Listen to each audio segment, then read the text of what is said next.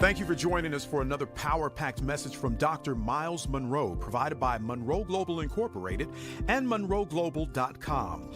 We transform followers into leaders and leaders into agents of change. We hope that this message is a blessing to you as you advance your life and discover your purpose. Now, let's go into the message. I'm calling this a mentoring moment because this is the kind of things that a mentor would share with mentees. But because you all are so special to me, I'm going to share with all of y'all, okay, how to do something like this. I want to, first of all, talk to you a little bit about why you need to write. And how myself, I had to overcome the mentality of an oppressed person. It's very rare for an oppressed person, historically, to feel confident enough to document their ideas. And the reason is because oppression takes away from you your self-worth. So you feel like you're not worth anything. That spills over into your thoughts. If you're not worth anything, then your thoughts are not worth anything. Your ideas are not important. And so your conclusion is, and I'm showing you these pictures because I've written, there's over 67 books that I've written. We count about 57 of them because the extras are manuals that I wrote. But these are some of the languages we are in. This is in Afrikaans.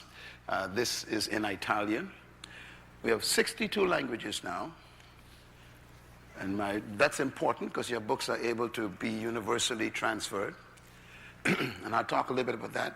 This is Spanish. Our largest market right now for books are Spanish-speaking people, which is exciting to me. And we have also here Portuguese. And so we have books in all these different languages. Now, one of the reasons why you yourself have not felt confident enough to write a book is because of your past. Who wants to listen to you? Who wants to read what you think? And that spirit comes from your past. We always think that other people should write. I grew up with an even more difficult mentality, and that is only the oppressor could write a book. All the books that we were given access to growing up as a kid were written by Europeans. All the characters in those books for children had names like Mary and Jane and John. And the names didn't register to us because we didn't have those kind of names. And the stories were, you know, Mary had a little dog, and the dog had a name, and then they would clean the dog and feed the dog. And there's stories about kids, you know, having a puppy that was a good puppy. And we didn't have no poodles to play with. We were poor. So even the stories didn't make sense to us.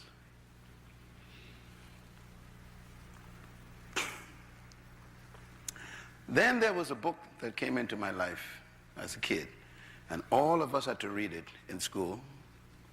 And the book was called Topsy. Topsy was a story about a black boy and girl that fell out of the sky. And they had, you know, these drawings of two black kids falling out of the sky. And the story was about these two kids who came out of nowhere. Interesting story. And that left an impression on my mind. And I didn't understand the purpose for the story until a little later. The story was intent to explain to us, as black kids, that we didn't come from nowhere. We just fell out of the sky. Keep in mind now, you know, the colonial oppressors, they cut us off from our heritage in Africa. So they didn't want you to even know you came from anywhere. Because where there is no history and heritage, there's no value. And that was 4 years old, 5 years old, that was the book all kids had to read. You Came from the Sky. I bring that up because I want to show you how powerful books are. They are ideas containers. A book is an idea container. It transmits ideas. And I want to begin to talk from that perspective. One of the things I thought was interesting too is that the oppressor made sure that your parents could not read. That's because books contain ideas. And the goal was you maintain oppression by the maintenance of ignorance. Remember that the word knowledge in Hebrew is the same word as light. Light. The word in the Hebrew for ignorance is the word darkness.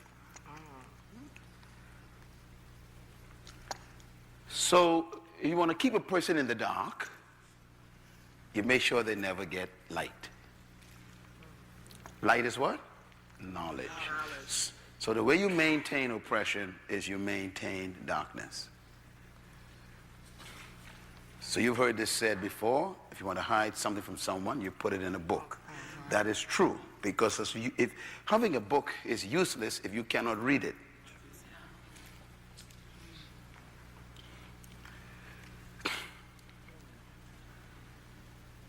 So writing a book is not just writing a book.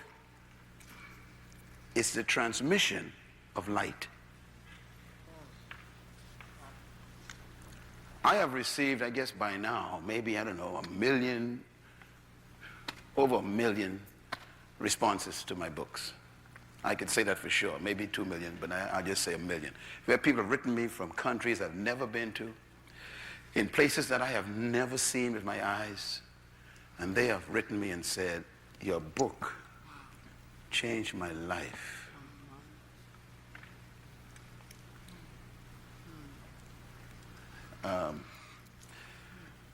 So I'm about to talk to you about one of the most important things in the world, the transmission of light.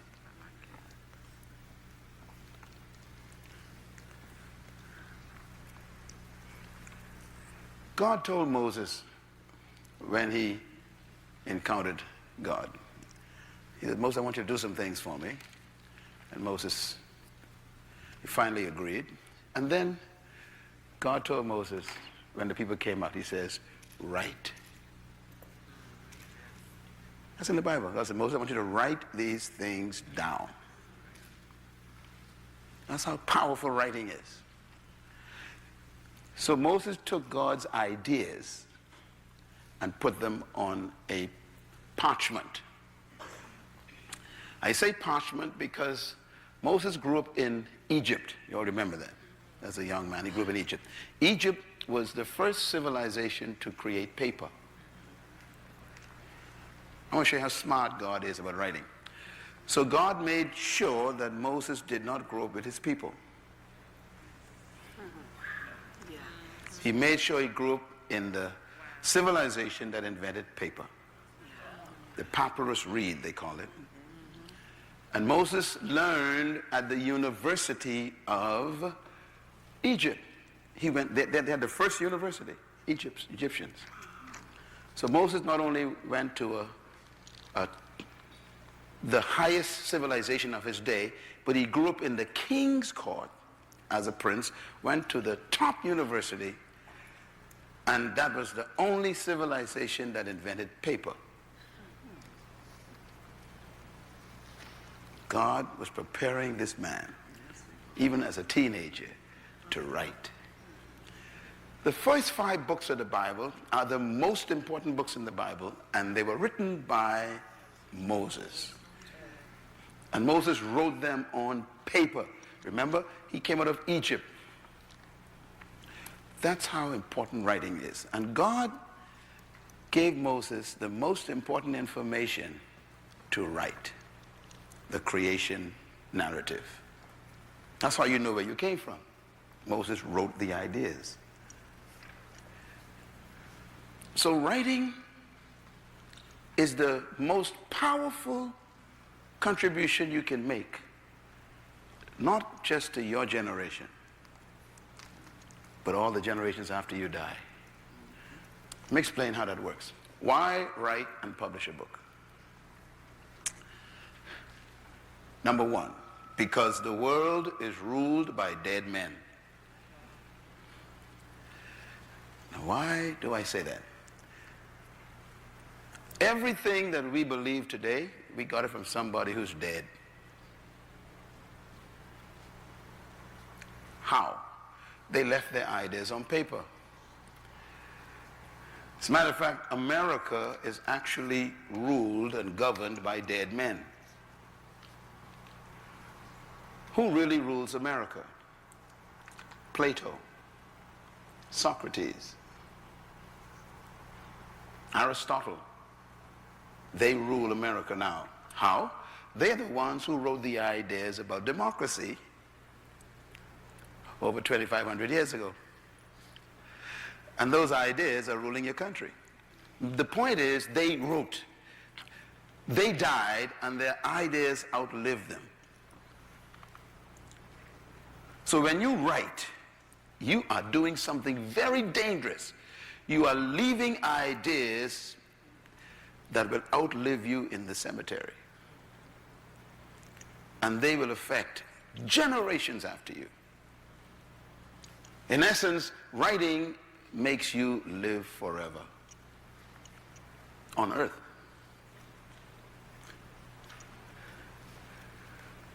So learning how to write and learning what to write and learning why you should write is really the most powerful act you can perform to guarantee life after death.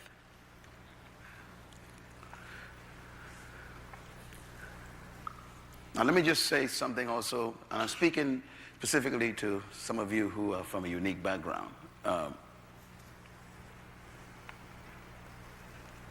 I also, my conviction, my personal experience in writing, I fought this for a long time. I mean, I remember the first time someone asked me to write my ideas. I fought it. And the guy was a publisher, and he tried to convince me. I said, "Are you crazy?" I said, "No one wants to read what I have to say, and plus I don't know how to write. I don't know how to start.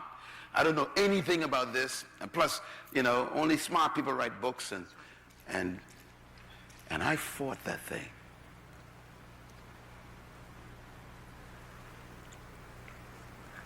I was speaking at a conference in Tulsa, Oklahoma.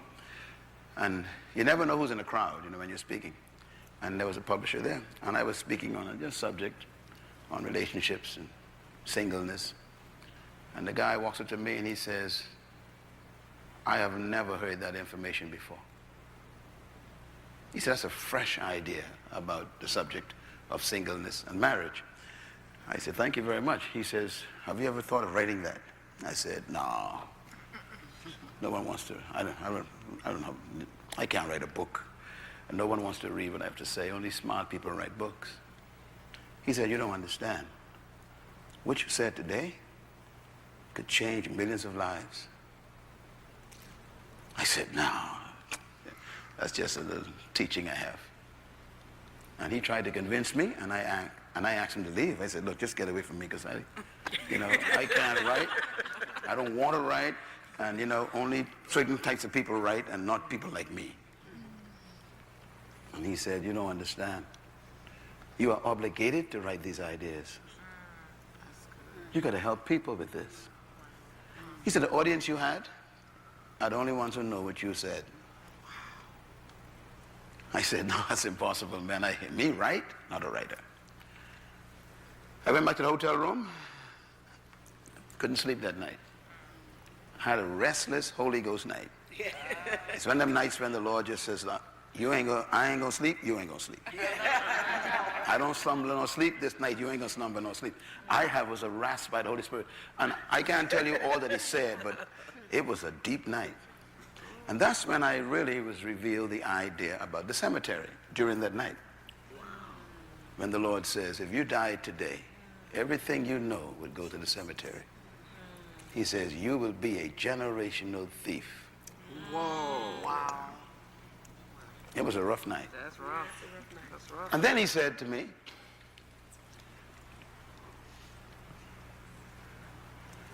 he said, if you don't write and record your history and your experience in life, somebody else will write your history for you. And he said, that has been your curse. As a black man, other people have been writing your history from their perspective. Man, I woke up sweating.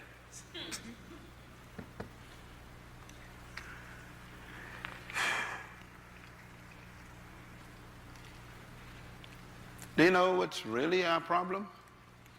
Other people write for us, and they don't know us. Right. And they normally write history from what they want history to tell. They don't know the truth about you. And if you don't write, somebody else can write for you, and they will not write the truth. So I decided that day, I called the guy the next morning. I said, I got to have breakfast with you. He came to the hotel, we sat down. I said, okay, I give up. I'll write. He said, thank you so much, because I couldn't sleep either. And that breakfast was an important breakfast. We sat there, didn't eat anything. And he said, look, this is going to be simple. Give me all the cassette tapes, back then cassette tapes. Give me all the cassette tapes on this subject you have, just send them to me. I said, that's all? He said, that's it, just send me the cassette tapes. So I went home to the Bahamas. I told the folks there to get all the cassette tapes on the subject, put it in a package, we mailed it to him. And in 3 weeks, he sent me back a manuscript. I've never seen that before. And I'm thinking, I didn't write anything. And he said, I want you to read the manuscript, go through it, correct, revise, edit, take out, inject, add, subtract, whatever you need to do to make this you. So I went through this manuscript. I was feeling so good, you know, like my thoughts are on paper. So I went through it, sent it back. Then he sent back another 2 weeks the manuscript, and this time it was paginated, you know, in the form of like a book form. Oh, I felt real good. I looked like a book. I was so excited. I revised it again, did some editing, sent it back to him, and he said, okay, if you're satisfied, we're satisfied, let's go. And my first book was published. 1990. The thoughts that I had in that book were thoughts I was teaching my small group of people in the Bahamas for years. For years, you know, the subject, because I was doing a lot of stuff on marriage, and I had no idea that these ideas were so important for people outside of my little group. The book was published, and he said, now no one knows you. So, you know, no bookstore can carry your book and no one knows you. You're not a known person, an author or anything. He said, so we need to, he said, your ideas are important, but you need some credibility. So he said, is there anyone that you know that you can ask to do the foreword for you so we can put their name on the book? Someone who is well known. I said, I don't know anyone, you know. And I was, I was a student of Oral Roberts University. I graduated in 1980. And so this was, years later, 10 years after I graduated. He said, what about Oral Roberts? I said, no, man, Oral Roberts is a man of God, patriarch, great evangelist in the world. He will never think of, doing a forward for a young black guy from an island in the ocean somewhere. This is a big man who built a university. He ain't got time for me. He said, look, I understand that, he likes you. I said, yeah, he's my father, he's one of my mentors. And he said, just ask him. I said, he'll never do that. Oral Roberts' name is so powerful, he won't give it to a young black boy. He said, just send it to him and ask him.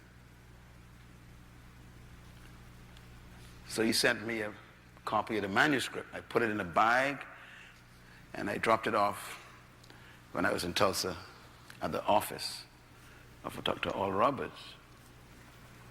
I was there for a meeting, and within 24 hours, his secretary called me back at the hotel and says, she said, Myles, Dr. Oral Roberts wants to talk to you. I'm thinking now he's going to tell me, this is foolishness. What are you doing? Are you nuts? And he came on the phone. He says, my son, Myles? Yeah. He said, this is good work. Oh, I breathe. He said, matter of fact, this is exceptional. And no one has written on this subject before that I know of. I'll be happy to put my name to this. He said, I read the first 2 chapters. This is outstanding. I will be happy to do your forward. Where do you want me to send it? I said, I'll pick it up. And the forward was written that day. I went and picked it up. And if you look on my book on the table back there, on singles, married, and separate life after divorce, Oral Roberts did the forward for that book. Now, the publisher did something interesting. So we have his name and his endorsement. So he put his name large on the back of the book. The title, and he put Oral Roberts, and bottom Myles Munroe real small. Wisdom. Because all the bookstores were buying Oral Roberts books. So when he did that, then he sent out, and I'll tell you a little bit how they do this. They shoot this thing out to all the suppliers and all the publishing distributors, and they sent like a little, sample to everybody. And when they saw Oral Roberts' name, everybody, all the bookstores says, hey, Oral Roberts wrote another book. But it wasn't Oral Roberts' book, it was my book. So they saw the name, and they started ordering the book. And then they reviewed it, of course. They have these people who actually review your books, and they say, well, if Oral Roberts endorsed it, then it must be of his standard, so we'll sell it. I'm thinking, I'm going to sell maybe, 200 books. We sold 500,000. Wow. When I got my first royalty check, I decided I won't write books.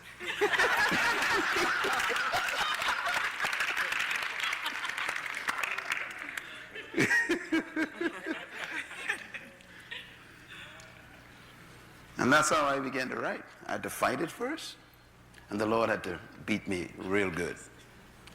He said, if you do not write all that I have taught you, you are a thief to the next generation. And if you don't write, you will take everything to the cemetery. If you're 30 years old today, you got 30 years of history that the cemetery could get. You learned something in 30 years. And the unborn children need to know what you learned. If you're 30. Ideas outlive men. Secondly, printed ideas outlive generations. Printed ideas. Now, the reason why I also refer to books more than electronic recordings is because electronic recordings could actually be burned up. They could be destroyed. It's difficult to destroy a book. Many of you may be looking at companies like Amazon and, Apple, and these folks are digitizing the books. They will never replace books. That's right. There are 7 billion people on earth, and only maybe 800 million have iPads. Wow. So 6 billion people can't get to a Kindle, but they can buy a paperback book. Oh, yes.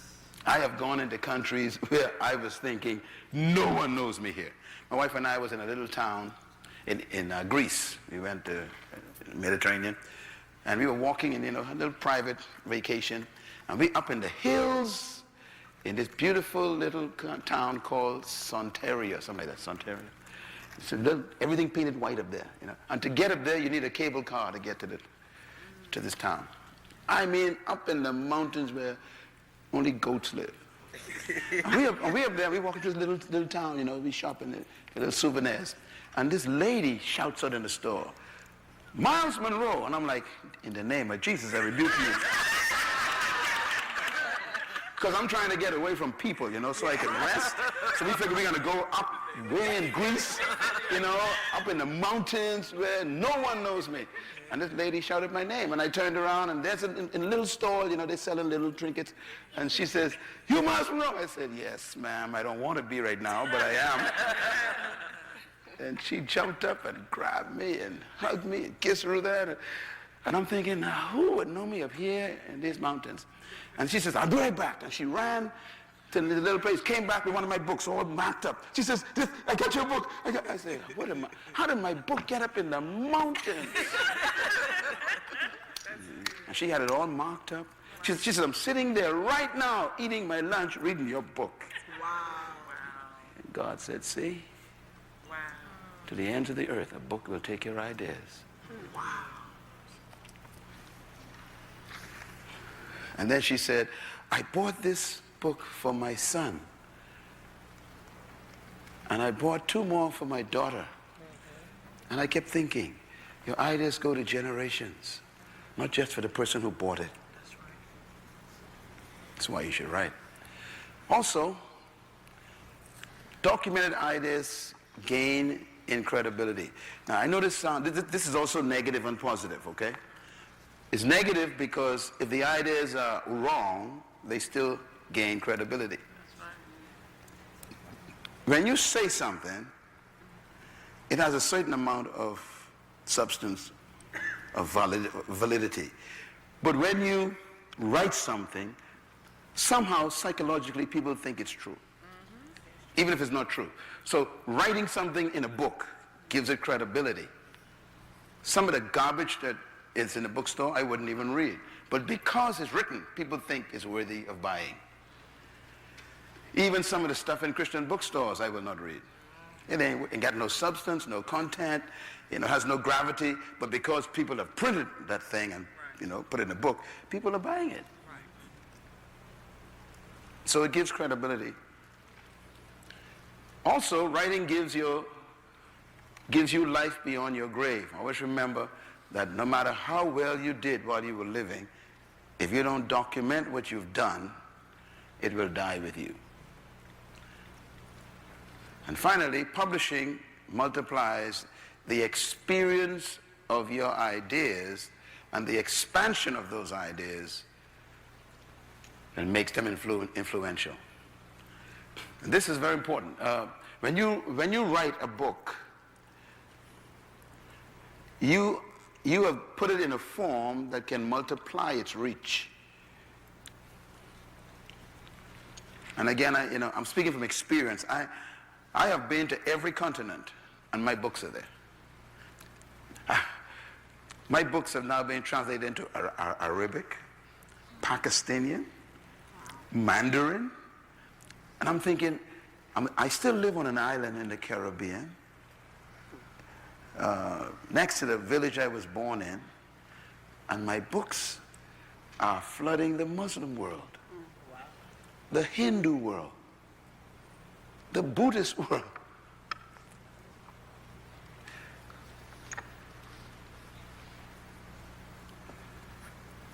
It expands you.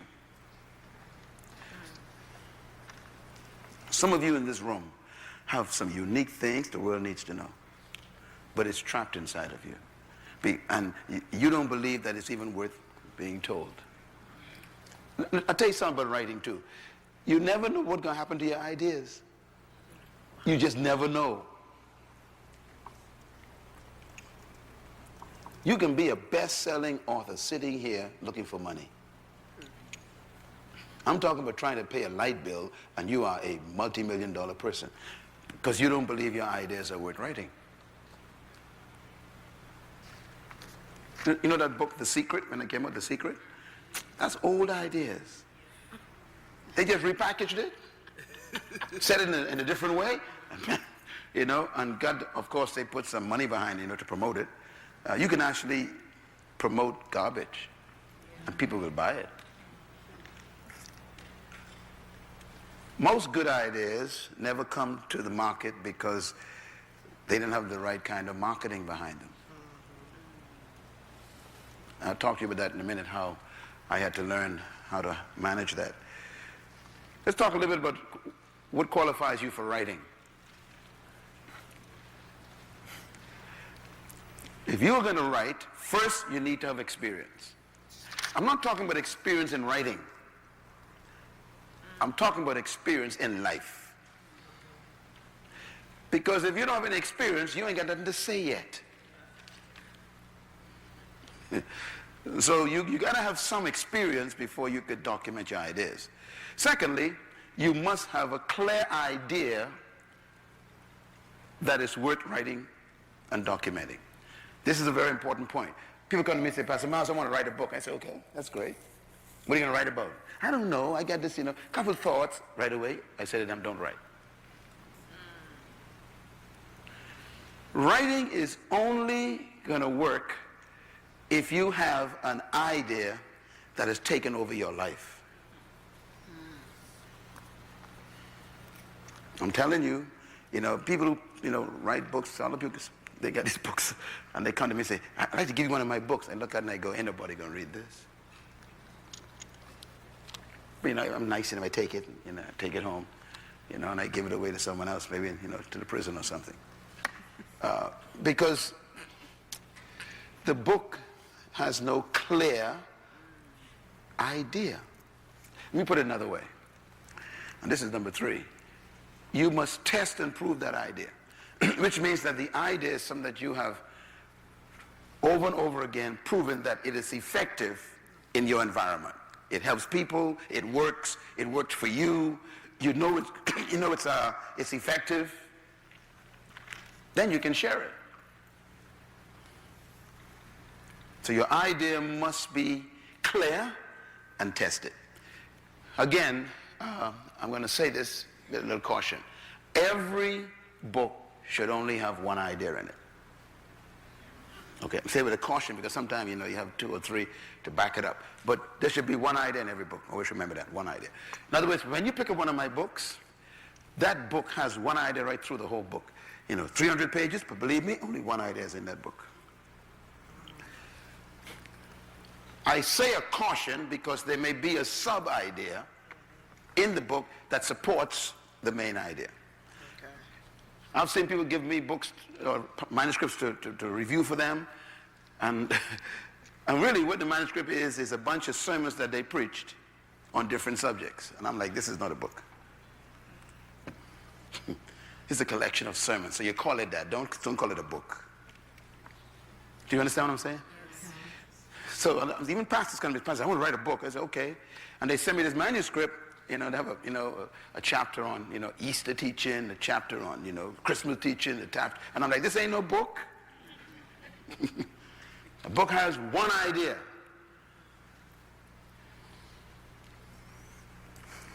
See this book? It has one word on the back. So when you read this book, everything is around that one idea. Everything I know about authority is to treat that. You treat the subject, you treat it. So when the person finishes the book, say, gosh, I got a handle on authority. Yeah. So you can't have 5 ideas and then try to put them in a book. It's not a book, they won't sell. Number 4, ask yourself the question, is the idea helpful to the greater market? You may have an idea, but it's really just for you. So you got to ask yourself, is this idea that helped me, that I have experience with, helpful to everybody else that I could talk to? If that answer is yes to that, you're on your way to the creation of a book.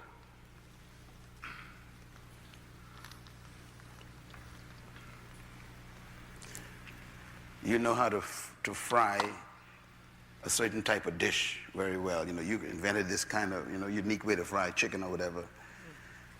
He's going to write a book on how to fry chicken. Well, I might not be interested in frying chicken. So you spend all your time writing this book on chicken, and no one's interested. It doesn't have the greater market. It's a great idea, but the market ain't interested in your uniquely fried chicken. So you're wasting your time. So it has to be an idea that can help the greater market. And number 5, you must research your idea. You must research it.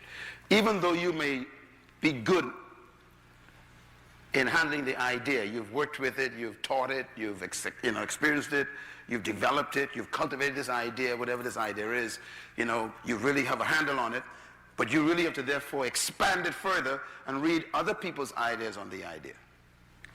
Do research on it. Find out in history, where the idea was used in the past, because there ain't nothing new under the sun. You want to expand your perspective of it by research. Everybody say search. You can search, and then you got to back up and research. Search it again. That's what research means. You go back and go searching again for it. Because you want your idea to have gravity. It needs to have history. It needs to have validity. And it needs credibility. And that's why you research. I've seen people write books and they send them to me. And they say, I've got a new revelation. They start a book by saying, I got a new revelation. I'm sitting there going, this book is not going to sell. If you start a book with that statement, your book won't sell. You can go to the Christian bookstore right now, and a lot of books start just like that. I was in, God gave me a new revelation. That's how they start the book. Ain't nobody going to buy your book. Because there ain't nothing new under the sun. It's just simply researched and a new perspective on it, but never new. My books on potential have sold millions. People, my books on purpose have sold millions. I'm not the founder of purpose. I just refound it. In my experience, I was searching for my life meaning, and I found it in the Word of God, and I said, wow. And then it changed my life. I didn't think about writing it. I just was living it. And someone says, you need to write that down, because it helped me when I heard you speak it. So I went in and started doing research. Nothing new. Let me put it another way. You can restore an old idea in your generation. It's never new. So don't ever walk around thinking, I got the corn on the market, I got a revelation from God. No, you don't. King Solomon says, there's nothing new under the sun. What has been will be again, and what is will also be again. In other words, don't walk around saying that God gave you a new revelation. No one's going to buy your stuff. You ain't got that kind of credibility. Okay, next question. What should you write? Number 1, write your passion. The reason why people find it hard to write is because they don't feel like writing. It's that simple. Here you are trying to write, and you sit down with this blank sheet of paper, and for 3 weeks, you sat down with a blank sheet of paper. And then you say, forget it. Your problem is you ain't got no passion for what you're trying to write. Write your passion. And by the way, passions change, okay? For example, and that's why you got to almost catch your season. Most of my writings come from the subject that I'm focusing on for that year. Then I write it, because that's my passion at that time. Your passion gives you energy to keep writing. It is the juice that makes you wake up and just suck up that stuff. You just want to produce it. You want to get it out. You love this idea. That's the juice of writing. If you ain't interested in writing the idea, why should I be interested in reading it? If you're not passionate about it, why should I buy it? Write your passion. Number 2, write your experience. If there's something that you experience that is real to you. A young lady came to me, one of my mentees in Florida came to me, and she said, Pastor Myles, I was molested by my father, and I had trauma all these years, etc., but the Lord healed me, and, now I'm a wife of a wonderful pastor, and the church is doing great, and she was telling me her story, what she went through. And I'm sitting there thinking, this is a book. Because, why? If you follow my first slide, this idea will be helpful to millions of people who had the same experience. And she overcame it. That's the key. So I helped her write a book. The book is selling, and now the publishing company is interested in it. Yeah. I assume, by the end of next year, she can be a big writer, a big author. But I'd encourage her. I said, look, this is an experience that can help people. Write your experience. And again, your experience is what you're passionate about because it lives with you, right? Right. Yeah, it lives with you. Number 3, write your testimony. Again, similar to her experience. If you tested something or you passed a test that other humans are also facing, that is good material for potential writing. Now, for example, do you know why people buy a lot of books on how to make money? Because everybody was broke. Right? So here's a guy or a woman who says, look, I had nothing. I started sleeping in my car. I sleep in my car. Today I have a house by the beach. All of a sudden you're interested because you slept in cars too, or you almost did. Right. So that testimony is something that people would be interested in. How did you pass that test? That's why you and I like the book of Job, We like the book of Job because Job, we identify with Job, man. All of us lost something. And Job got it back. We want to know, how do you get it back? So we like Job's book. His is a testimony. Fourthly, write your revelation. Now, I want to be cautious with this, again, because remember I told you, ain't nothing new under the sun. Revelation to me is God renewing an old idea in your mind. That's all it is. It ain't nothing new. It's a renewal of an old idea. Write your revelation. Not everybody will have this perspective. Sometimes it isn't revelation, it's an experience you have, or maybe it's a testimony, or it's just a passion. Or for you, it might be a revelation. But, the different things you can write. That's why I give you this topic, what do you write? The different things you can write. Here's another one. Write your obligation. Now, obligation is a deep one. There are some times in life when a person experiences or discovers something that they must leave to the next generation. That's an obligation you should write. For example, Mr. Andrew Young was here with us last night. He has an obligation to write his experience with the civil rights movement. That's not an option for him. He's obligated. Because these guys are dying. And they're taking history to the cemetery. So people who are like Mr. Nelson Mandela, the long road, he was obligated to write that. So obligation has to do with, if you have experienced something in life that you owe the next generation, you are obligated to write. And these are normally people who are historical figures who impacted the direction of the world in some way. Like Bill Gates is probably obligated to write. He's obligated to write his experience in introducing software. He must do it.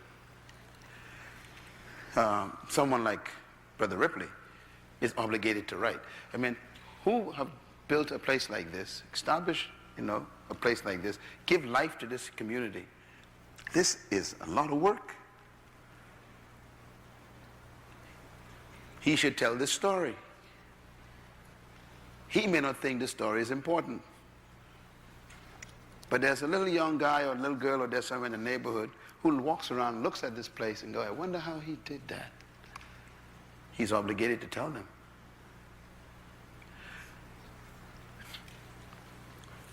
Here's another one. Write your conviction. I want you to think about these things I'm saying. I want you to sit down and think the next couple of weeks, boy, what is my deep conviction about certain things? For example, you may want to write on your deep conviction concerning same-sex marriage. It might be an issue for you that's very deep, and you got some deep thoughts about it and some deep perspectives, and don't be afraid to write it. You have no idea where that book would go. It might change the course of things.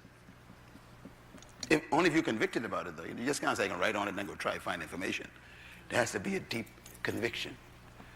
Because the conviction, it will make you stay true to the project.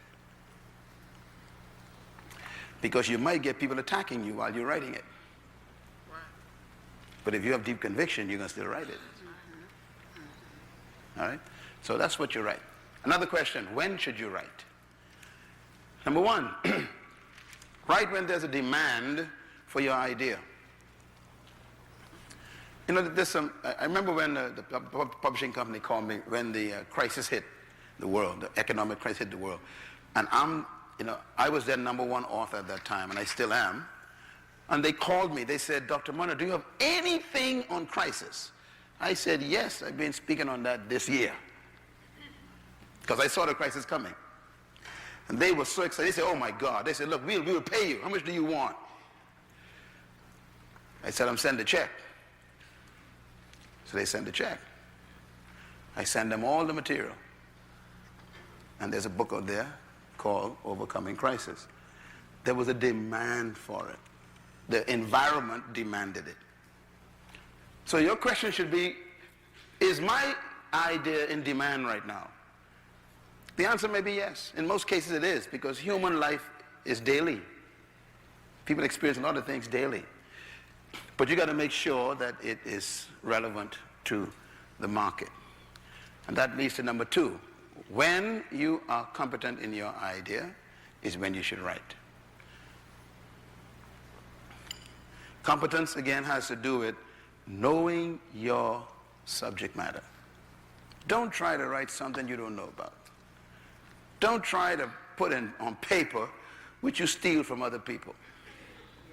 You need to have an idea that even though you borrowed it, it becomes yours. You worked with it long enough that you got your own spin on it. This is my piece. That's competence. That means you can't just sit down and say, let me see what I'm going to write about. Let me see. You better go drive a bus. No. It has to be something you've been working with for a long time. Some of you may be in nursing, for example. Maybe you're a nurse. You've been a nurse for 20 years. That means you got 20 years of experience in nursing. To me, that's competence. So you should write a book on a perspective of nursing. And you position it in a way where either it goes only to the medical market, or you can position it in a way where it goes to the general market. There are ways you can position it. But the idea, you know your stuff. You was a nurse for 25 years. You know how the problems with nursing, the challenges, the process, the principles of nursing. You should write a book. You're competent. When should you write? When you've tested your ideas. Tested means it works. It affects people. It worked for you. You know this works. When should you write? Write when you have proven your idea. When should you write? Write when the market needs your idea.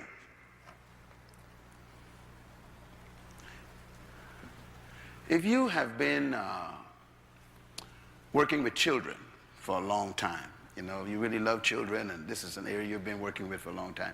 And let's say unique things, like you've been working with children with disabilities or something. Well, you know, there comes a time when everyone starts talking about that subject. You know, you hear it in the air, you know, people start talking about this stuff. And you go, boy, I'm gonna put my thoughts on paper about this, because the timing is right. People want to know more about this. So the market needs your idea. You can shop that around to a publisher, because the publisher already knows what's in the market too. You know, he's looking for ideas. So you got to study, keep your eyes on the market.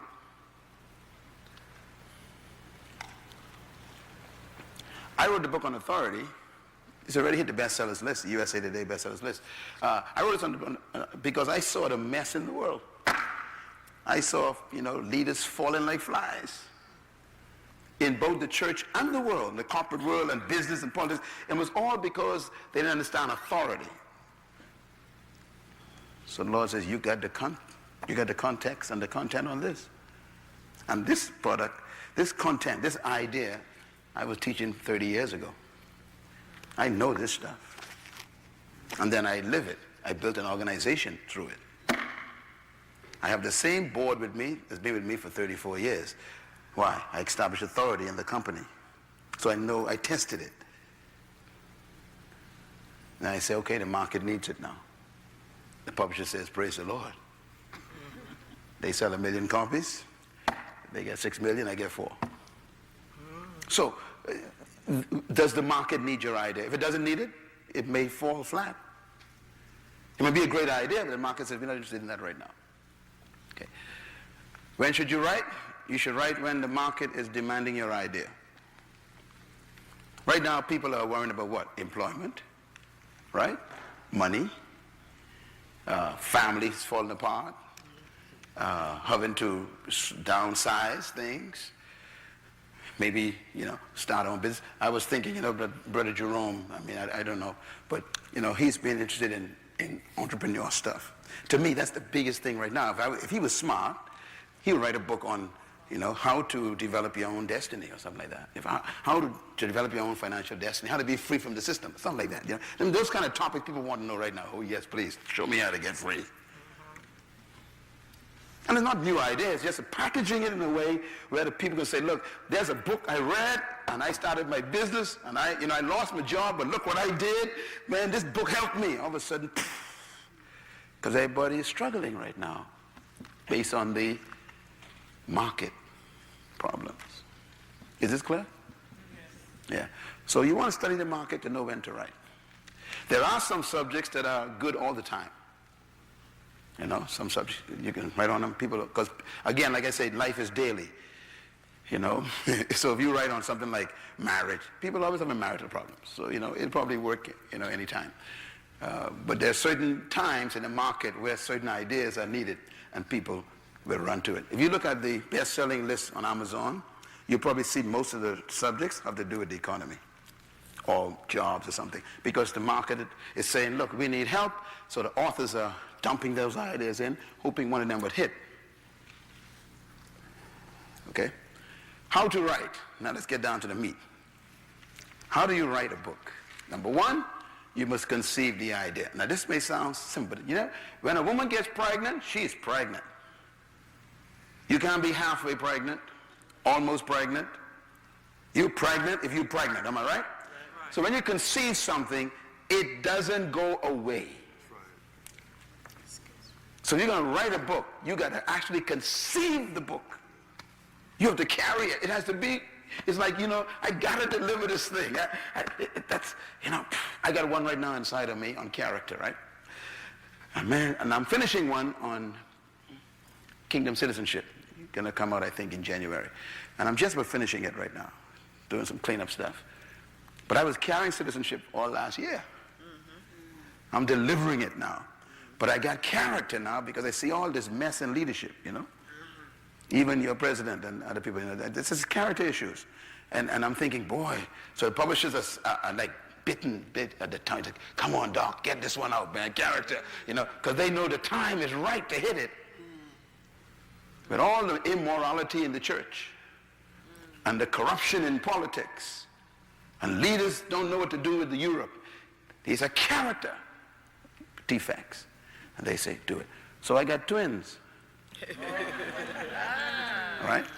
So you must conceive the idea. And you know you conceive an idea when you think about it all the time and you keep seeing it from every different perspective. Matter of fact, everywhere you look, you see it again. You see it. You got yourself a book. You got to conceive it. And then secondly, you have a concept of the content. Now, when you write a book, the book's supposed to be finished before you start. What do I mean by that? When you have a book that's ready to be delivered, you actually see the entire book.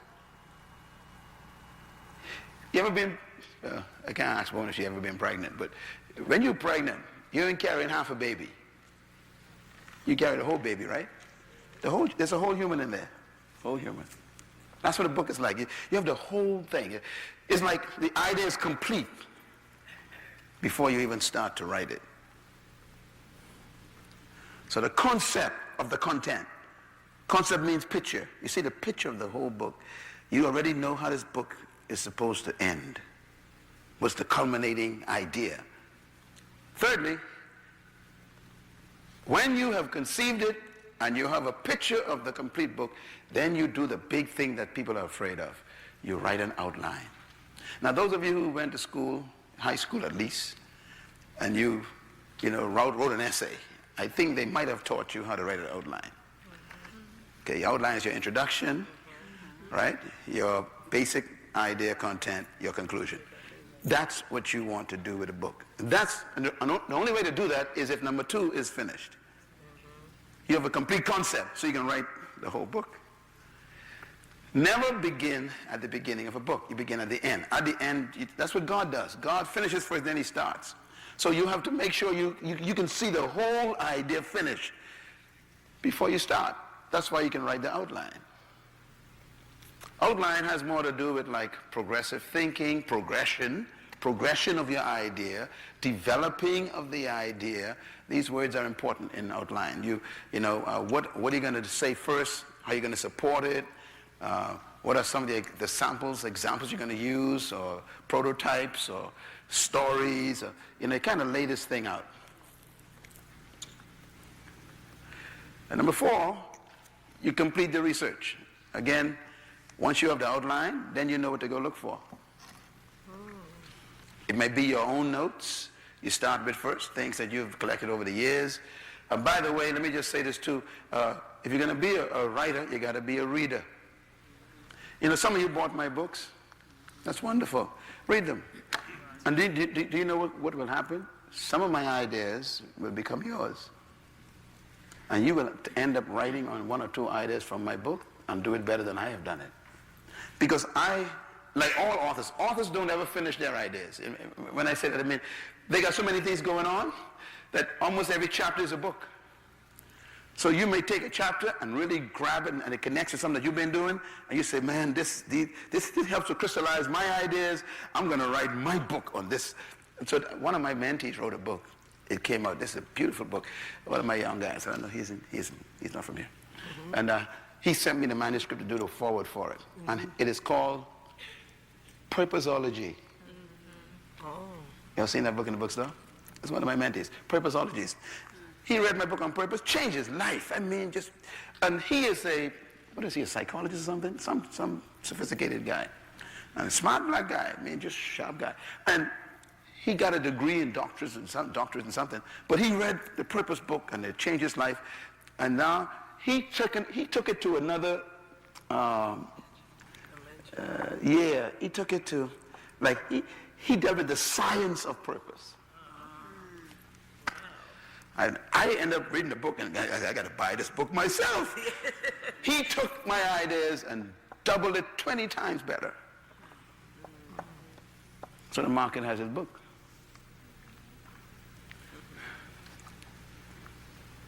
He researched an idea that he conceived by looking at other ideas that relate to it. So you do research. And then you move to the big one. You compose antidotes and examples. Now let me tell you something about writing. People love stories. Say it. People love stories. Some of the most boring books I have ever read are Christian books, so I don't read them anymore. I don't read Christian books. These are boring. My books are not Christian books. These are universal books. They are sold in corporate companies, businesses, politics. They are all over the world. I do not write Christian books.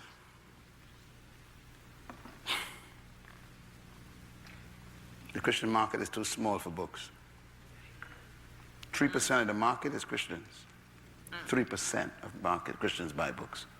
You'll die if you write for Christians. Okay. Myles Munroe, Book on Purpose. Open the book. Neither the judges, this is my introduction now, neither the judges or the audience expected anything from this plain-looking, middle-aged, unemployed woman from Scotland who was a contestant on the reality show called Britain's Got Talent in the spring of 2009. That's why I started my book, with a story. You pick up any of my books. Listen, if you don't catch the reader in the first 2 sentences, you're gonna be begging for money. Any book you open on any book. I'm going to show you, I gotta prove what I'm saying to you, okay? Crisis.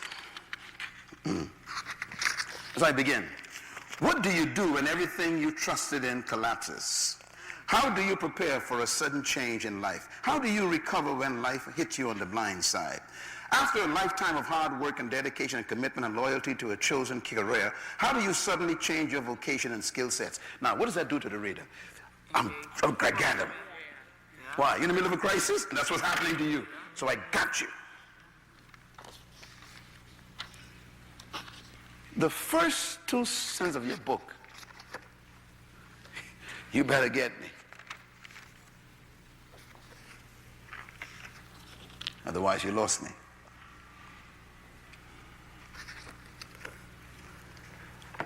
Another example. Benefits of change. I forgot what I did in this. I'll just read it. The book is on change. First sentence, and my sentences are very short at the beginning. Nothing is as permanent as change, period. That's the first statement of the book. Now, first of all, the sentence is a paradox, right? Listen to the words. Nothing is as permanent as change. It took me days to invent that one statement. I had to capsulize. That one statement is the whole book. So I began the book with one statement and finish it with one statement, if that's what the book is about.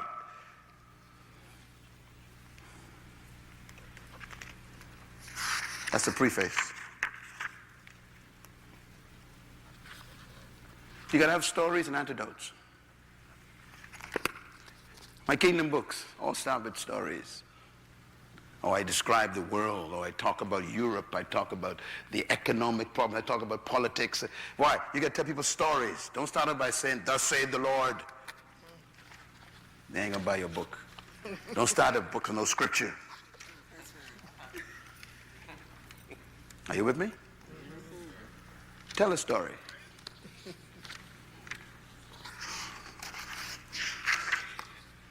When I wrote my book on In Charge, which was really written for the business market, I started that book with a beautiful story. And people actually write me letters about the story. My book on leadership, the spirit of leadership, I get hundreds of letters on the book on the lion. In the story on the lion I told, oh man. And now people are using the story all over the world, using my story. That's how you get a book to be attractive. Now let me just caution you too. I don't know if I cover this in the next session, the next segment. But by the way, this is important, if you want to have a successful writing career, make your book universal. What I mean by that is, you cannot contextualize your stories and your antidotes to your culture. Otherwise, your book will fall flat right in your own house. The only person to read your book will be your mama and your cousin. In other words, if you're going to write a book that you want the market to read, you can't use stories or examples that are locked into your culture. When you tell your story, you have to tweak it that it can happen anywhere in the world. Comprende? Yeah. So you can write a book and say, well, whatever. I was in the ghetto, buying chicken from Mr. Jones' Chicken Shack. Listen, ain't nobody know what you're talking about. They don't know Mr. Jones, and they don't know what the shack is. So if you read all my books, they are really written in a way that they can land in any country, any context, any language, and the stories I tell are relevant to those people.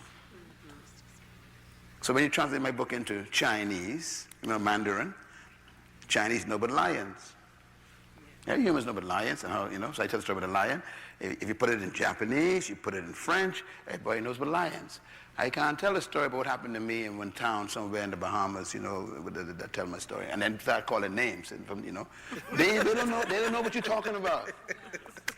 Are you with me? And there are books in the bookstore with that garbage in it. And they wonder why their books ain't selling to no one else except their family. Because I can't relate to your story. I relate to your story. The last one is record content. If you are a public speaker, you are probably better positioned to write a book than people who don't speak regularly. A person who publicly speaks and records their ideas, they really have it easy to write a book. Especially also if you teach in a pattern of what I call series. Like if you teach a series.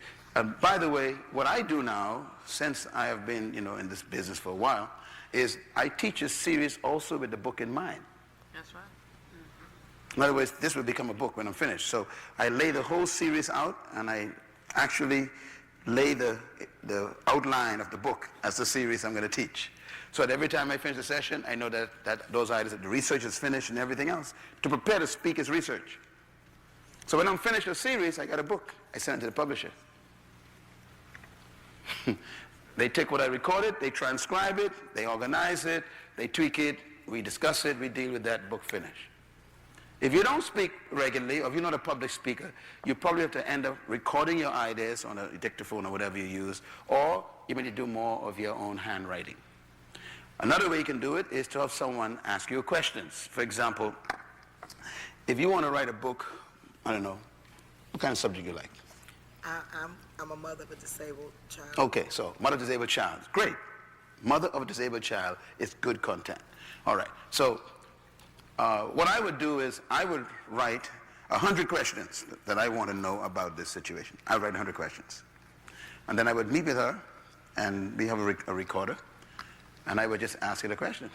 And I'd write the questions in an order form that a person who don't know anything about that environment or that situation wants to know. What does the market wants to know about a mother who has a disabled child from birth?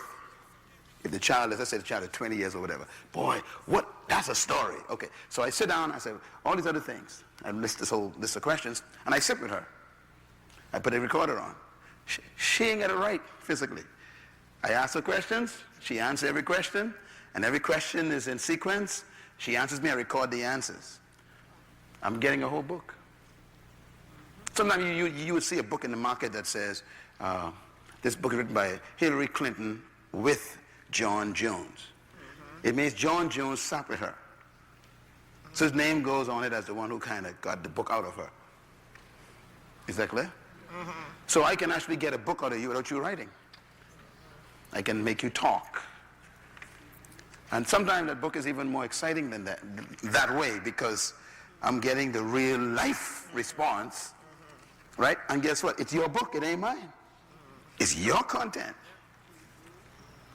right? And I would take what you recorded, and then I would transcribe it, every word, transcribe it. Then I would organize, and get an editor to edit it, to turn it into, a proper manuscript, and then send it back to you and say, read that. Is that what you told me? That's how you get a book out. Record it. Is this good? All right. Let's take a look at how we bring this to the end. Then this is number 7 actually, write the content. Now this is tough for some of you who don't speak well. You got to start writing. Now what's good about writing is once you get the outline already down, you start writing under each section what you want in that section. I'll show you that in a minute physically in one of my books. And then you create the manuscript. The manuscript is where you begin to complete everything, finish it as best you can. And then you have to review it for content and grammar and style and emotion and feeling, and is it you? The editor who just did my book on kingdom citizenship, I just sent a letter back to the publisher saying to them, the editor didn't do a good enough job. So I got to write most of the book myself. So I've been working on the book myself. The editor didn't capture my Myles Munroe style. My style is very simple when you read my books, eh? And also, it feels like I'm having a conversation with you when you read my books, right? The editor didn't capture that. This is a new editor that they gave me. So I had to do most of the work myself. So you want to keep your style and your content. Then seek endorsement and forwards when you finish your manuscript. And by the way, you want to do this while your book is in that stage. Because by the time you're ready to publish it, you need to have your endorsements in hand, you need to have your forwards at least agreed on. And you got to send the manuscript to the person who you want to do an endorsement. An endorsement and a forward is different. A forward is someone who's going to give you an official validation on the work. And that person is normally someone who people respect, who people would listen to. And that is what you ride on. You ride on their credibility. An endorsement is where you get comments from different people about the book, like little sentences that you can put, to give the book credibility.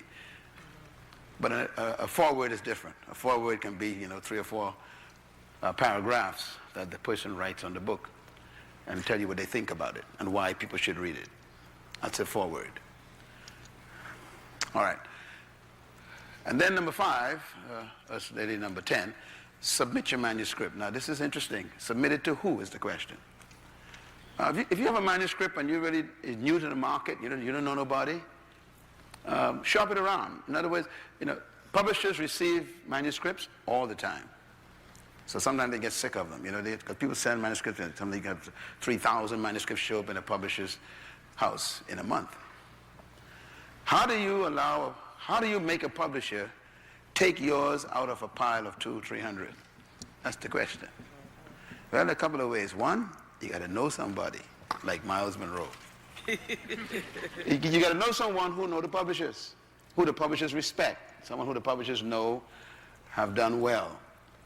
Publishers normally take recommendations for 2 reasons. One, if you are a successful author and you got a best-selling record, then you know what is good quality.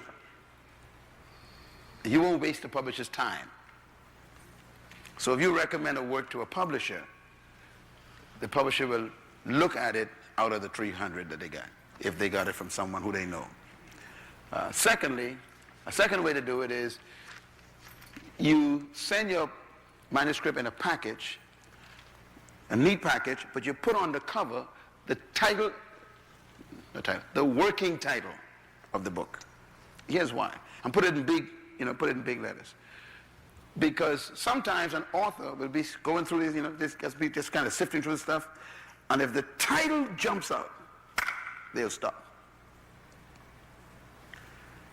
Your title is probably 90% of your sale.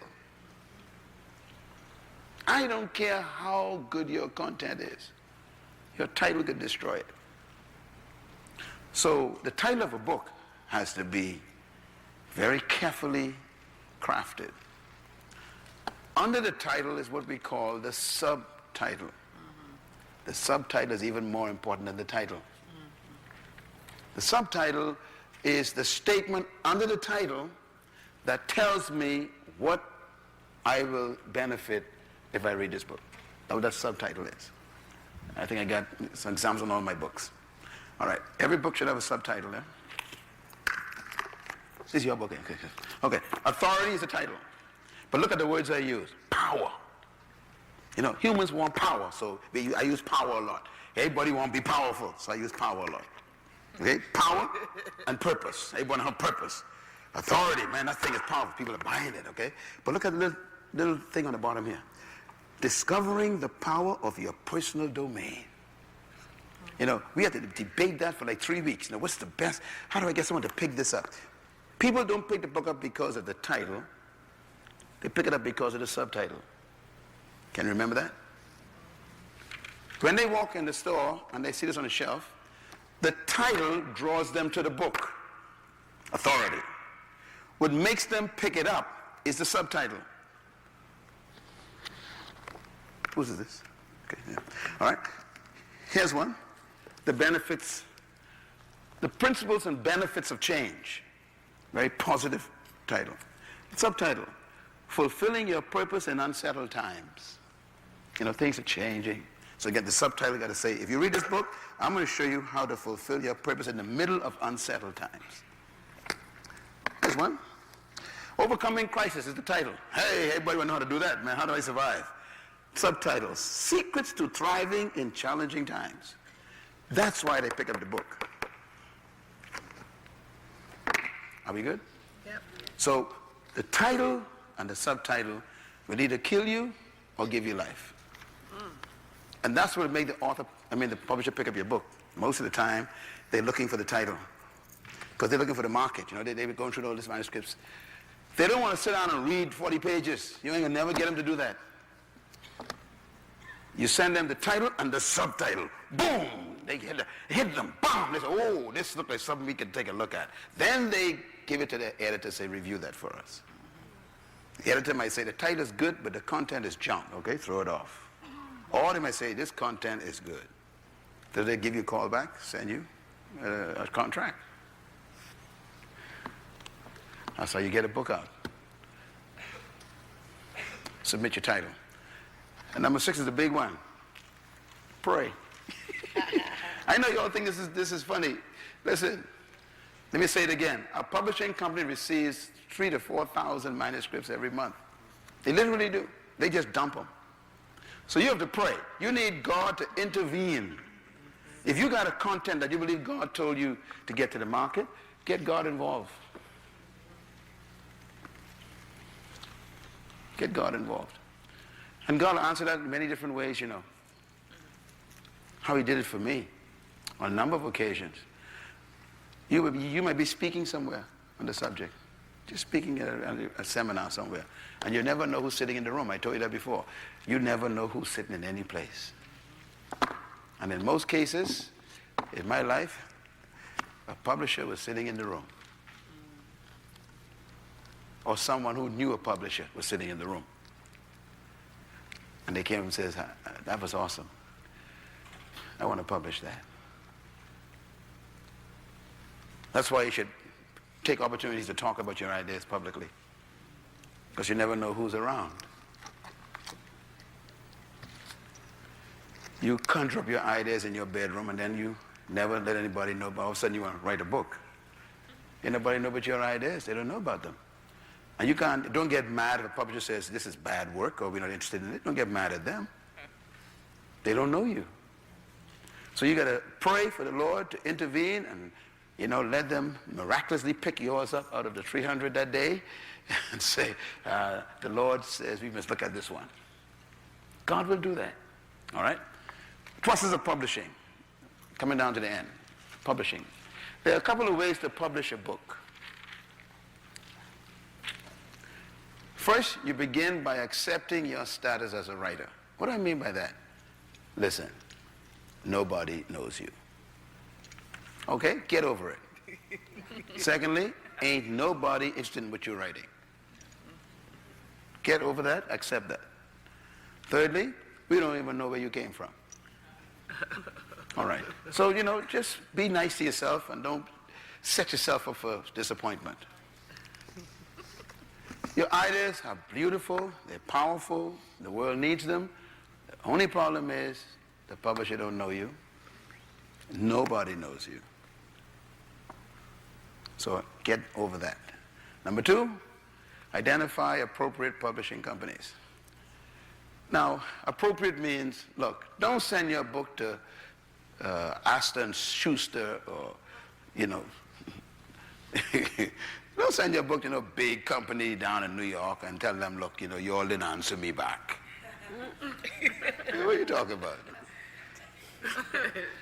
Appropriate publishing company means you start with a company that may be in your neighborhood, a small one.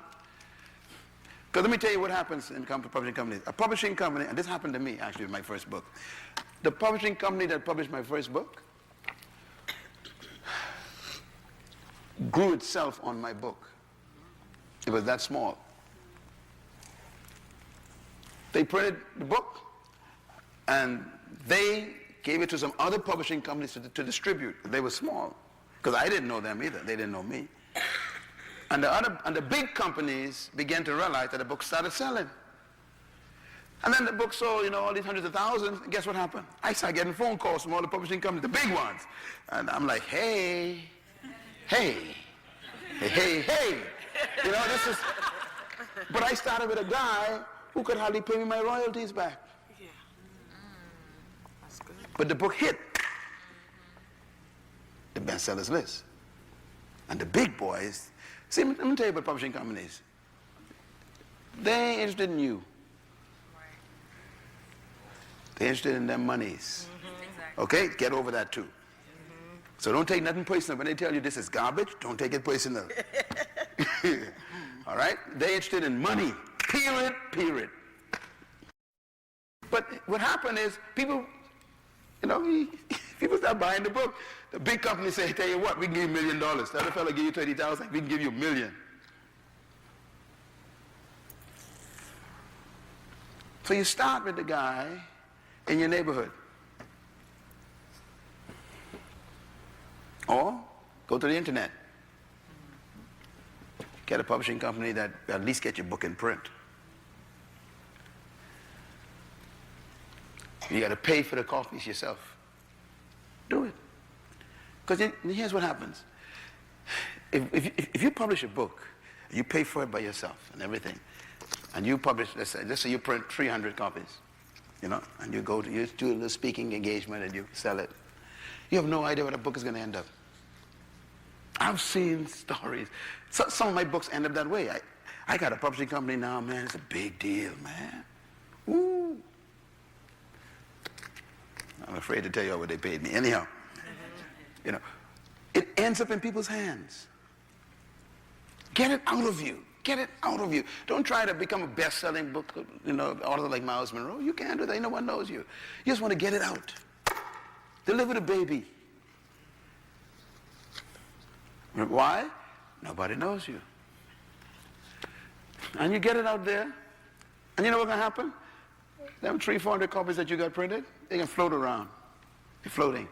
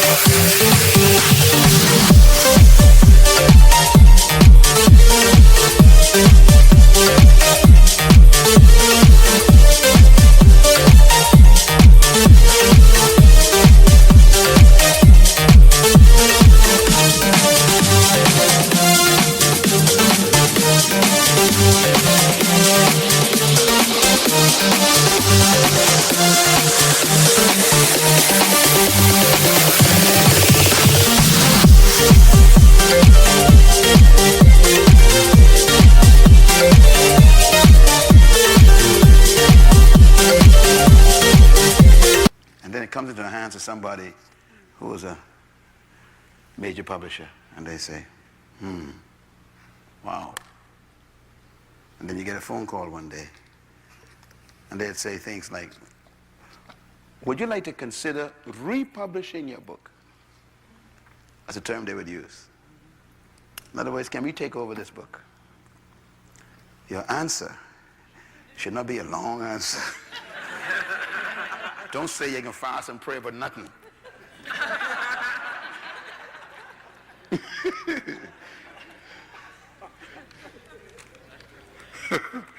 Tell them yes first and then wonder, what did I say? Okay, yeah, but identify appropriate publishing companies. Sometimes people say to me, say, Pastor Myles, can you send in my book to your publisher? And I'm like, I can't do that. I can't just do that. Okay, I would say to you, check out some other publishing companies first, or self-publish, which I'll talk about right now. Yeah, submit manuscript to many publishers. Ship it out. Get their addresses, send it to them. You can go on the internet, actually. One of my publishing companies, Whitaker House. You can go on there, and they have actually a place called New Authors. Click on that. They tell you what to do. You go to Destiny Image, click on, they say new publishers, new authors, click on it, tell you what to do. Okay? You go to Harper, you go to, one of my big publishing companies now is Word Notes, they call it. Just click on, just go to publishing company, click on it, they tell you what to do with new manuscripts. Just send it to them. And most of them are now electronic, so you don't have to ship nothing physical. You can actually just shoot stuff out to 20 different publishers for review. Again, don't forget your title and your sub is the key. You want them to stop and look at yours. Okay. Accept and expect rejection. Say it. Okay, this will keep your blood pressure down and you won't get mad at the world for no reason. They may reject your manuscript over and over again. That's all right. Someone out there is gonna bite. So don't take it personal. Next, consider self-publishing. If while you are fishing out there, you might want to self-publish. Self-publish, and I'll explain exactly what that means in a minute, is when you actually publish it yourself. Then be willing to pay the price for self-publishing. And then you must consider yourself as a distributor. Self-distribution is where you distribute your book yourself as best you can, which means that if you have engagements of speaking at different places, you bring your books, you kind of distribute that way, or you can send your books, free copies to certain people, well-known people, so they can see your content. For example, a lot of my speaking engagement comes from my books. People will read a book and say, I want this guy to come in and speak on this. So you get a mailing list of people, all the pastors in the city, maybe all the, the youth groups or whatever, and you send your books out there, whatever your subject is, you send it out there. And people are going to start calling you and say, look, I like this. Can you come and speak on this? What you're doing is you're creating distribution systems. Because now you go to speak, there are 40 people in the room, you take 40 books and you say, look, I got a special on books today. I'm going to speak on this. People buy the books. And every book, write this down, every book passes through 7 hands. That's the average they have discovered. Every book passes through how many hands? 7. So if you have 10 books, 70 people potentially will be exposed to those books. If you get 700 books, that's 494,900 people will see those books. So don't just think of the one book. Think of the 7 people that's going to touch this book. They're going to look at it. And one of them might be, a big boy. And that's how you move around. So self-publishing is important, and self-distribution is also important. Let's talk about self-publishing for a minute. This might be your first option. Self-publishing has some pros and cons. Let me give you the pros and cons. 1, when you self-publish, you control the process completely. You control the quality of the manuscript. You can get help if you want, of course, get editors to help you clean your manuscript up grammatically, syntax, context, all those things. You need someone to help you make sure you get something that is palatable to the marketplace. And can I use the term, here's a term to remember, industry standard. Yeah. What did I say? Industry standard. Write that down and remember that. Because if you don't come up to industry standard, the industry ain't going to suck you in. They're going to spit you out. So you want to control the process, but also make sure that it's professional enough that the industry will be interested in it. Self-publishing also means that you control the cost. That means you control how much you're willing to pay to get it published. Thirdly, you control distribution. That means that you got to distribute it yourself, or you got to find or shop it around to get distribution. For example, you may publish a book, and you may know some people down at the grocery store, the manager. You say, look, you're my friend. Can I have a little space in your bookstore at the cashier? You know, just kind of put my books there, and whatever is sold, we give you 5% or 10%. You know, you go to a drugstore and say, look, you know, I'm going to talk to the manager. In other words, you can become your own distributor, you know, machine by building up relationships with people. You can go to a church and say, look, I have some books here, and I'd like to put this in your bookstore on consignment. Whatever we sell, you get 40%. And they say, okay, yeah, put your book in our books. In other words, the guy like I said, it's a pretty good book, sure. So what you're doing is you're distributing relationships yourself. You clear? Okay. That can work, believe me. A lot of people distribute books that way through relationships. Control distribution. When you self-publish, you also control sales. You control how much books are sold, because you control how many books are printed. You also control the price. If you self-publish, you know how much you paid for it, so you can create your own price points. Self-publishing, you know, a book may cost $4 to get it published. You can sell it for $10, or you can sell it for $8, but you control what you sell it for. You are the source. You're the producer. You also control promotion. You can decide, and by the way, with the internet today, boy, I tell you what, you can really do good on this. You can develop your own website for your book. Just one website for your book. And you can develop a whole series of books on that one website. And then you can actually e-blast that. And then you can promote your books on some of the e-blast companies that you see on their website. You know, this, you know, Gospel Today, all this stuff. You look, I have a book, you pay a couple of dollars, they shoot it to 100,000 people, books available. So you can actually market your own product today with the website, makes it unlimited. All right? It's really better too now, because years gone by, you had to depend on the publishing companies and distributors to market your books. But with the website, you become your own marketing genius. And you can actually tag on different people. For example, you say, Pastor Myles, you know, I'm one of your mentees. Hey, smile. Okay, so you say, Pastor Myles, I'd like to, you know, ask you to put my book on your website. Well, I think it's a good book. I say, sure. And my name, if I do endorsement on it, that's even better. You know, I put it on my website. People go looking for me, and they see you. You know, you get 5 million hits. They go, oh, wow. You know, this, and they may not want me. They may want the subject you wrote on.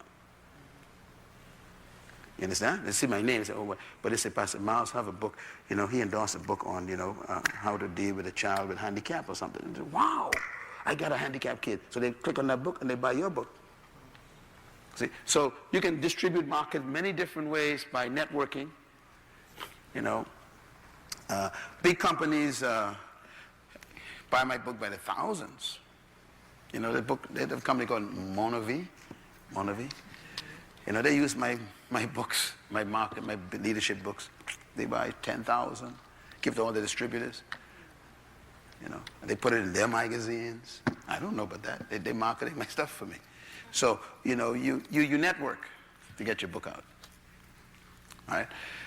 And then when you self-publish, you also control advertising. You can actually go to the local newspaper and advertise your book in the papers. It's a brand new release. This will do this and do this for you. This will help you this way. You know, and put the picture of the book in the newspaper. Or you can use electronic distribution to advertise. All right? What's the pro and con for publishing at a publishing company? It's a tough one. What's good about a publishing company publishing your book is that they bring into play professional writers. So, now this is when the company chooses you. Self-publishing is you actually do it yourself.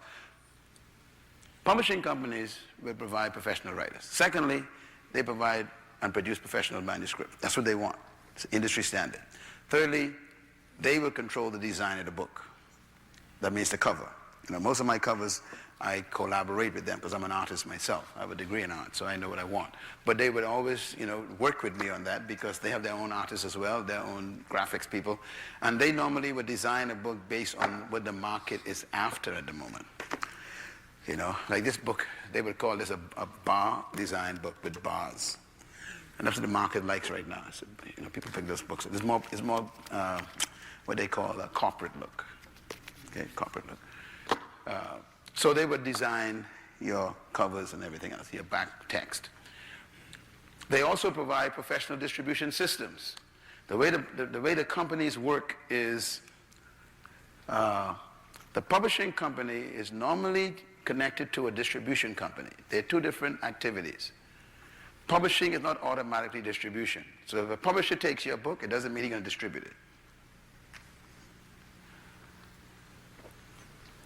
Distribution is the key to a successful author.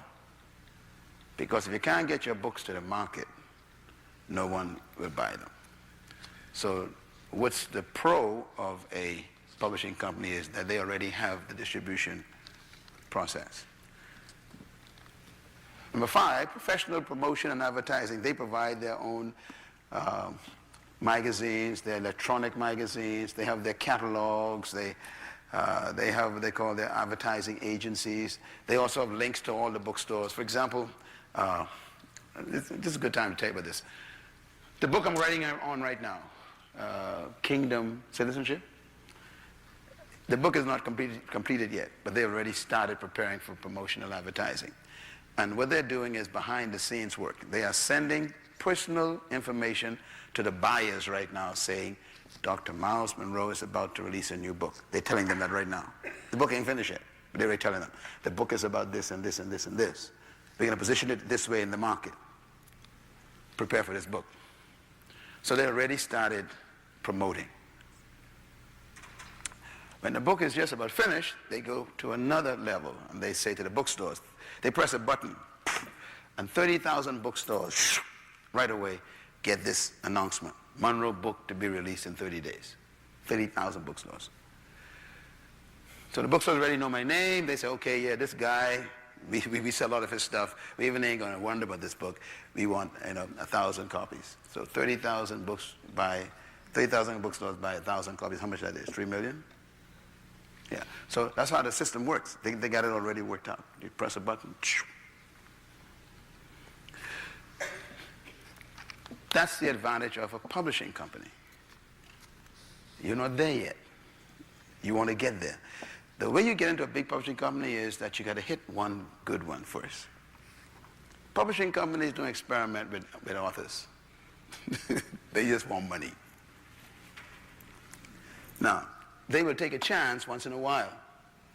For example, let's say you are an athlete and everybody knows you. You retired, you write your story. They can take a chance with you because you already promoted. It's called pre-promotion, pre-exposure. Let's say if you are a woman who has a woman's network. You got 300,000 women in your network on your, and you do women speaking. They say, you know something, no one knows you, but you got 3,000 people, 300,000 people, man. You're good for us. Mm-hmm. If you sell 10%, you're okay with us. So they'll pay you to write. Or they'll let you pay 50%, they pay 50%. In other words, they already know that you got promotional advertising power.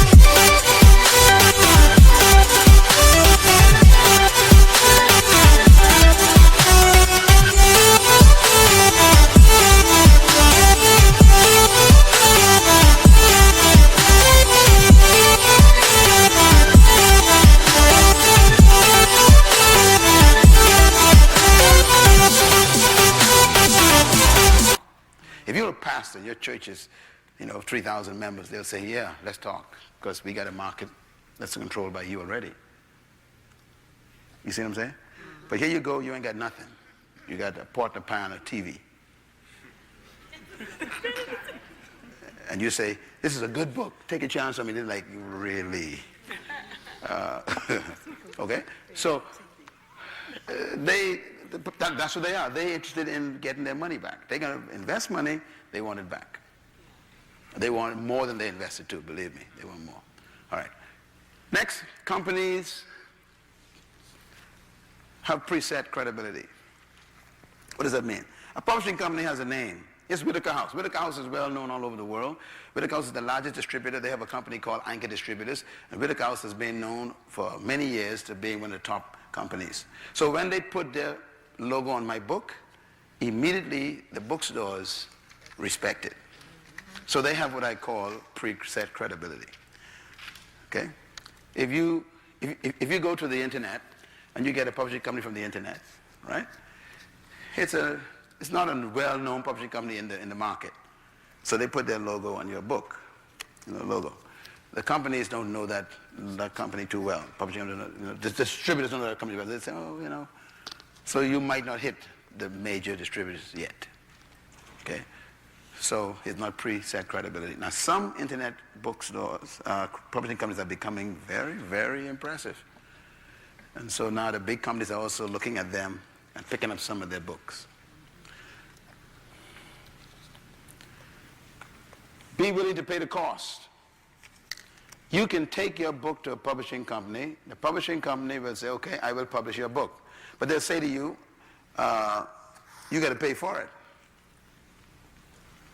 Now, publishing companies may have more than one, what they call brand name, brands, labels. And they do that for certain reasons. For example, you can go to a publishing company, they have like 4 different brands. And there's one brand that is for professional best-selling authors. They ain't gonna put you on that label. They may give you the first or second or third one. So we can put you here, all right? And they say, but now you gotta pay. So let's say for 3,000 books, you gotta pay $10,000. That's for the whole process. You give me $10,000, I can give you 3,000 books. Printed, bound, finished, in a box. $10,000. So you get your $10,000, you tell them, here's my manuscript. They will review it, make sure, it's quality, because their name's going on it. And then they say, you pay, we give you the books. Us, publishing companies will do that if you publish with them. You got to pay the cost.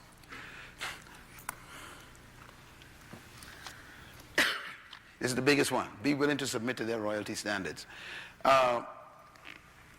Again, people think of money when they think of writing. Don't think of money first. Money comes later. You want to think of exposure first. You want to get to the market. So a publishing company may say to you, okay, we're going to publish your book for you, right? You give me $10,000, we can publish your books, we can give you 3,000 books. You got to sell them yourself. But they might say, but we like your book, so we can put it in our catalog. Okay? And that's part of the $10,000. Yeah? We can put it in our catalog, we expose it through our system. We may even offer it to the bookstores, see what they say. But that's part of it. You can negotiate that with them at that $10,000.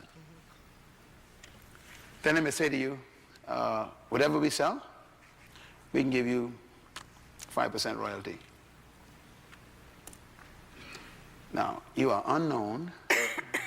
It's the first time you wrote, and they really putting their label on your name. So you might say to them, okay, 5%. Sometimes people get excited and they go, I want 10%, and I wait hard. No. They taking a chance on you too. They putting their name with your name. 5%.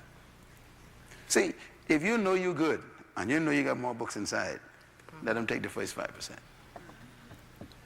That's my secret. My secret is, I got them. I got 40 books in my storehouse in the Bahamas still, that I even didn't write. I got 40 books.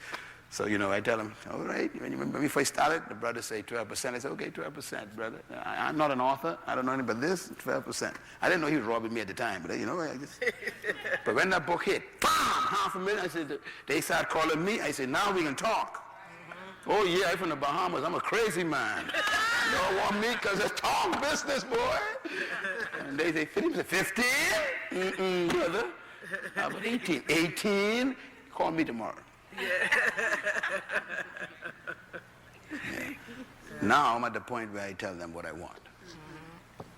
So if you're just entering the market, don't fuss about royalties at this point. You're just happy that they got you out there now. You're in the market. You're going to get exposure first. Okay. And if your work is good and people begin to buy it, then you begin to have power to negotiate your next project. Thank you once again for listening to this message, as we hope that it has been a blessing to you. Our goal is to show you new paths and opportunities so that you can discover your purpose. It is your love, support, and partnership that makes Munroe Global possible. Please visit us online at www.munroeglobal.com for more product, partnership, or to join us at one of our live events around the world.